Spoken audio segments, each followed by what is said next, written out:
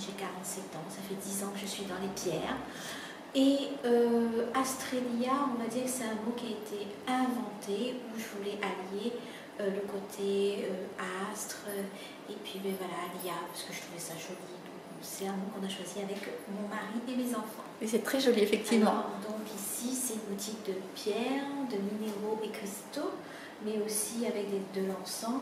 Mais en premier lieu, c'est les pierres. Donc quand vous venez à Astrelia, l'univers des pierres, c'est pour, on va dire, chercher un mieux-être par rapport aux pierres, puisque bon, les pierres, elles vont agir autant sur le côté physique, émotionnel et spirituel.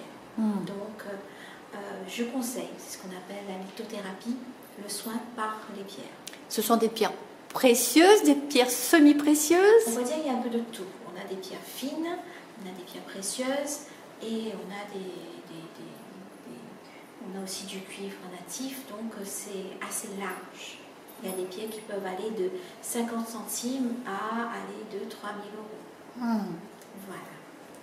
Effectivement, j'ai vu qu'il y avait des belles pièces. Oui, j'essaye. Oui.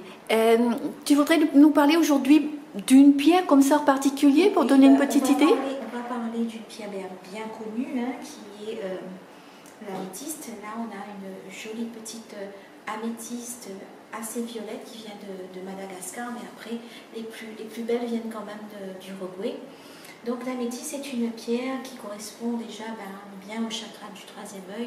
Donc évidemment, ça va agir sur le côté physique, sur les maux de tête par exemple, mais aussi c'est très bien pour la méditation. Et on dit d'elle aussi que c'est une pierre qui est pour les addictions, tout ce qui est arrêt de tabac, arrêt d'alcool, donc voilà.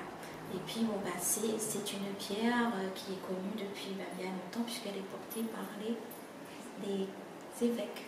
Voilà, oui, une bague d'améthyste. Voilà. Qu'est-ce que tu pourrais nous donner comme conseil justement? Comment on va l'utiliser? Par exemple, on a une addiction, je veux arrêter de fumer. Comment je vais utiliser l'améthyste? Elle ne fait pas tout, elle va aider. D'accord. Elle va aider. Donc c'est apporter surtout, apporter sur soi, puisque le contact de la pierre avec la peau est très important. Donc tu montres ton cou, ça veut dire que c'est bien d'avoir un bijou. Voilà, un bijou. Soit, ça dépend pourquoi on a besoin. Par exemple, si on a besoin pour un problème à la gorge, on va porter la pierre au niveau de la gorge. Si on a un problème, je ne sais pas moi, un problème aux intestins, au ventre, on va essayer de porter la pierre le plus bas possible. Après, il y a différentes façons d'utiliser les pierres. On peut porter les pierres, mais aussi on peut utiliser les pierres en état méditatif, où là, la pierre, elle sera beaucoup plus pertinente, l'énergie de la pierre. Et là, tu vas prendre une pierre dans la main, par exemple. Dans la main, ou à poser, on va dire, sur ce qu'on appelle les 7 chakras. Sur un des chakras. Voilà, sur un des chakras qui fait partie des 7 centres d'énergie sur le corps.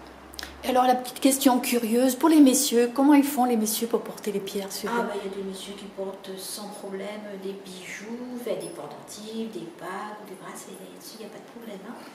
C'est comme les femmes, dans l'univers des pierres, c'est pas pour la femme ou pour l'homme, c'est vraiment...